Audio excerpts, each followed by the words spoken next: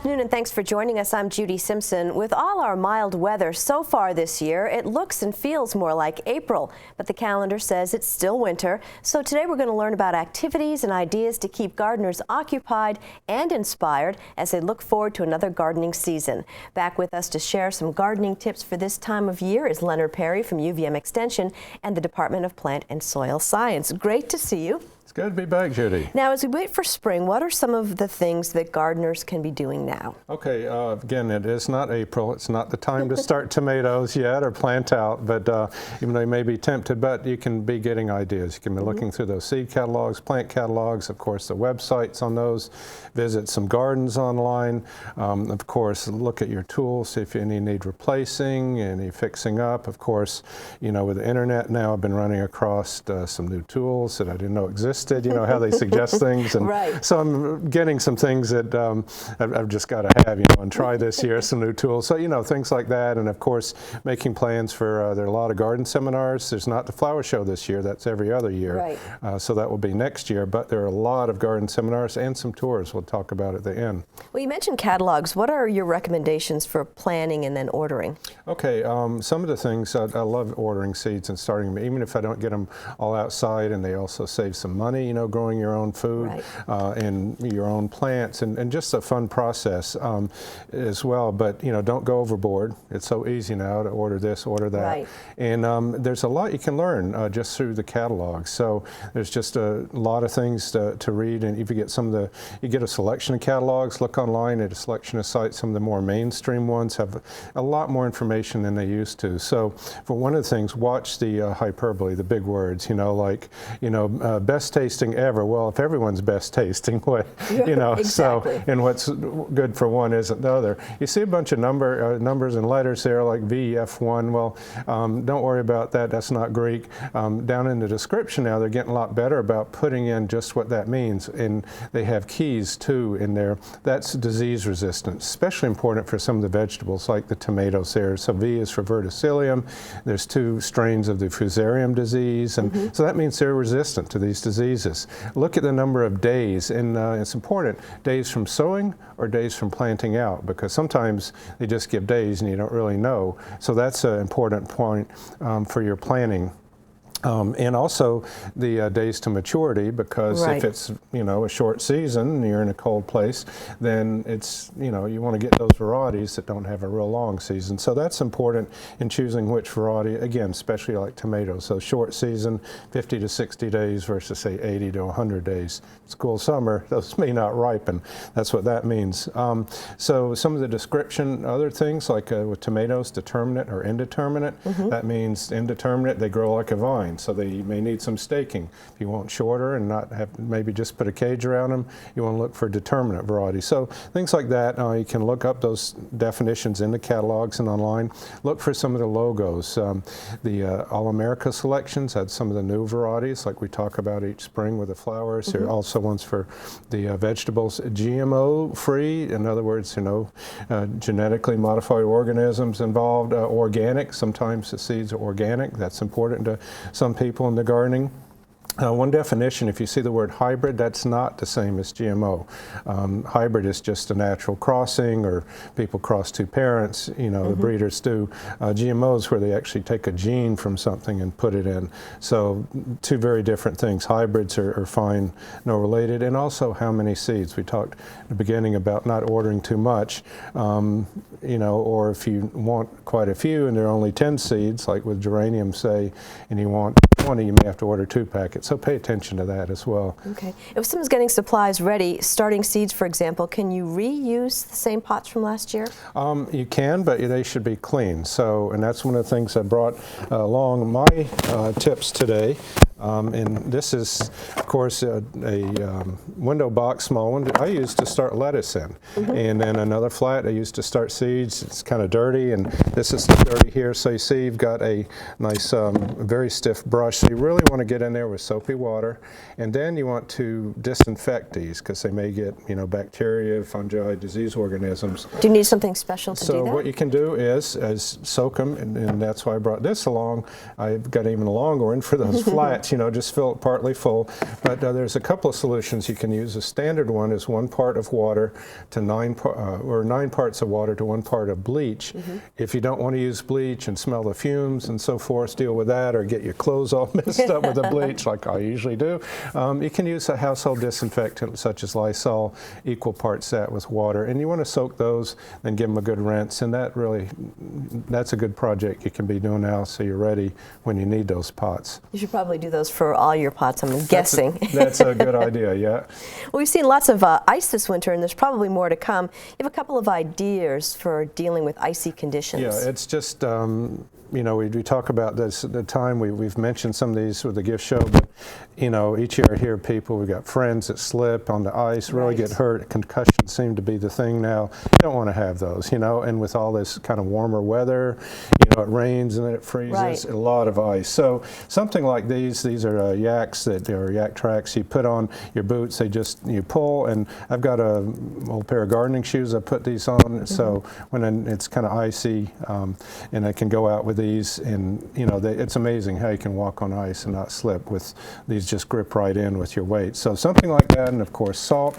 A lot of people maybe just use regular salt. I know one year we had some people helping out, and they used just regular sodium chloride salt, like, you know, they traditionally used on roads, and it killed a whole strip of lawn. And it took all season to try to overseed it and get that back. So what I've got here is a mix that I mix up to make it go further of kitty litter, inexpensive kitty litter, and just some safe salt. And that's something like calcium chloride, which is also good because it goes down colder than other salt to about 5 above. But there are some products, like I've got in here now, ice melting products that have some other chemicals in it too that supposedly go even lower. But the kitty litter will also, if they aren't working, give you more traction. The problem is, of course, if it's by the door and that'll track into the hallway, there are some liquid products too that you can get and spray on that don't track in. So something like that, just have by the door, have handy, and just, you know, watch the ice. Better safe than sorry. Exactly. Well, Valentine's Day is on Sunday, which means lots of flowers, and you brought some carnations that you want to talk about. I did, Judy. Bring up these first. Carnations are just a great flower, cut flower. They have kind of a clove fragrance, as people may know, and they're very inexpensive for cut flowers, and they come in so many colors too, and they last a long time, probably more than most other. But you can treat these well, which we'll talk about. You can maybe get, you know, 3 weeks out of these. Now, red and pink and white are the more traditional colors, but again, they come in most any other color imaginable. I want to show you another one of those in a minute. You can change colors, but red and pink are very common. These actually date back to about the mid-1800s when they came over from France to this country. And were grown particularly in New England until about the middle of this last century, about 1950s and 60s. They started moving west. They really, for growing like cool temperatures and bright light. And so Colorado, California was where they moved. Now most of the production of these came from South America. Really? Most of them are actually, it's interesting, flown in at night, jet after jet, full of these cargo planes into Miami, and then they're distributed around the country by plane and then truck. So these have traveled quite a bit. And, I had no idea. So it's amazing. The ones such as these red ones here with a single stem, 1 flower per stem, and then these spray types are called. So you have 4 to 6 flowers, such as these pink ones here per stem. They're smaller flowers, but more of them. Carnations are great in a vase like this. You can, they're often found mixed in with other flowers. And now that you know that story, it's even more romantic. You can say, look at the lengths I went to give you these flowers. I've got these from South America for you. Had them flown in. Had them flown in just for you. And that's a good point because, of course, red and pink, you know, have, you know, meanings relating to love and admiration and so forth, of course.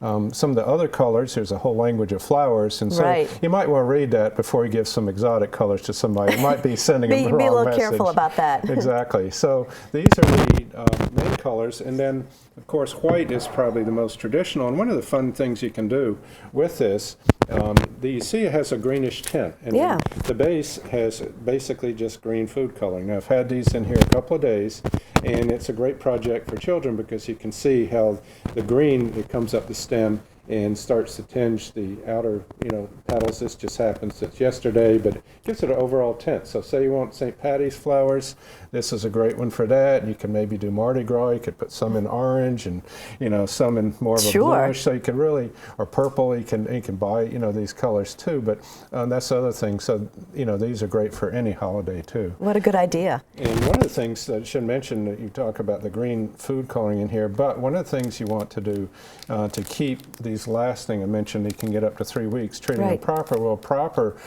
means giving them some plant food, and basically a couple things you can do. This little packet here says fresh flower food. Basically came with the flowers. A lot of the bouquets you get now, you buy in the store, has one of these packets. You just put it in. It tells you how much to a pint of water. For this case, you can also buy it in little tubs from florists, so you can get that and put it in. But that really helps.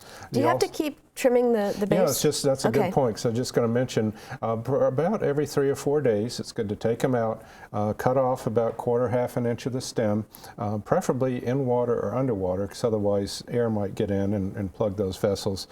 And have some fresh water ready to go before you do that, so you can put them right back in, again, with a food preservative. Or if you don't have this, one of the things you can use is lemon lime soda.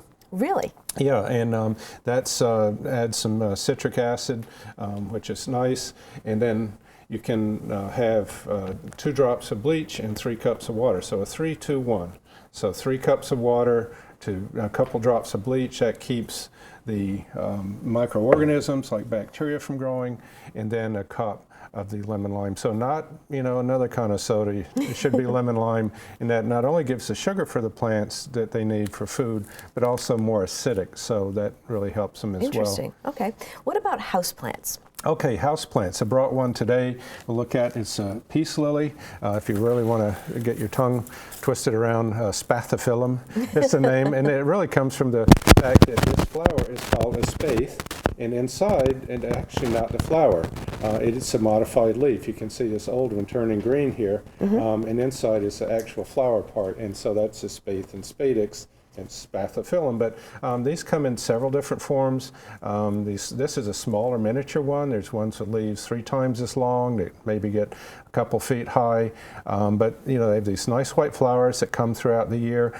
These will take low light. This is from my office. It gets no direct light. It just has a plant light on it for 12 hours a day, and very few pests, and it will start wilting. You can water it. That's my indicator plant. When I need to water my plants, it starts to wilt. Say, I better get on it. But it will revive. It's amazing what abuse they take. So the peace lily is just a great all-around easy house plant. Now, at the beginning of the program, you mentioned garden tours and events. What are some of the upcoming events and tours that you've got planned? There's a couple of things I really wanted to mention on my website. I've got a whole listing that we'll give in a minute, but there's one symposium in particular at Fort Ticonderoga, the King's Garden. They have this each year. I'll be speaking there on new flowers. Sarah Salatino will be speaking there from Full Circle Gardens on native perennials. Judith Irvin will be speaking on landscape design. And of course, our keynote speaker is Peter Hatch, who for about 35 years was in charge of Monticello, Thomas Jefferson's gardens, and he's one of the foremost authorities in the country on heirloom gardens and, of course, heirloom vegetables. Excellent. And then there's also some tours I want to mention. Been working on my garden tours and got a couple ready to go. You can register for the Vermont tours. There's a greenhouse shopping tour, go up and down the Connecticut River Valley, and on May 23rd, going to some wonderful greenhouses to give people a chance to do some good shopping. And then on August 8th, you can do the same for perennials. We'll visit 3 northern Vermont perennial gardens. Gardens of Newport isn't quite ready, but I'll be putting that on my website shortly, and that'll be a great 3-day trip there. And you have even more events and details as well. I do, and I have articles on there as well on things like the carnations we're talking about.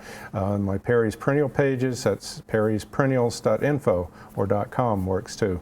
And so these days we should be thinking about gearing up for the season ahead, because it will be here before we know it. It will be, and just make plans to attend some of these seminars. There's some great talks all around, and try to have a pretty pretty complete listing. It's a link right on my homepage for events you can go to. And there's just a lot of great information to take advantage of this spring, in addition to what you can learn through catalogs and online. And get your list ready for what you need to buy Exactly, plant-wise. yeah.